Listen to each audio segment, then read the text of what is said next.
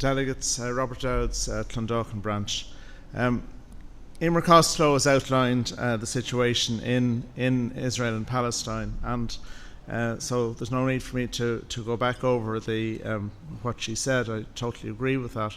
And I just want to say that I speak wishing the best for both Israelis and Palestinians, and we urgently need a solution to the Israeli-Palestinian conflict for the benefit of both them and for the wider world, because it is one of the things that is a constant niggle at much wider conflicts, particularly in the Middle East, and it's really important that we get on top of it. About a year and a half ago, I had the honour of visiting that area, and the people we met were all Israeli citizens who were Arabs.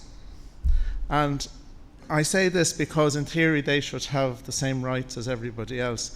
But to give you an example, we met Bedouin tribespeople from the Negev, and the Israeli authorities are trying to confine them more and more to certain parts of the region and exclude them from wandering over the whole of the Negev, which is what they would have done in the past.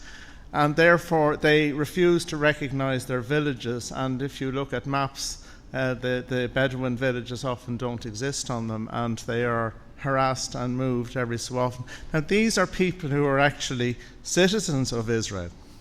So if those people are being treated like that, what of the Palestinians in Gaza or the West Bank?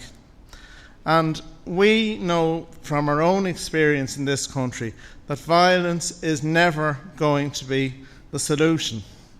And we have to work for a just solution for both sides. And in my view, in addition to pursuing things in court, we need to put economic sanctions from the EU onto Israel until such time as they will seriously engage with the Palestinian people. And I would ask Minister Sean Sherlock if he would pursue that issue with the government and through the government to the EU. Thank you very much. In conclusion, Chair, can I say, I thought I would never say this, the Israeli Prime Minister needs to become like Ian Paisley.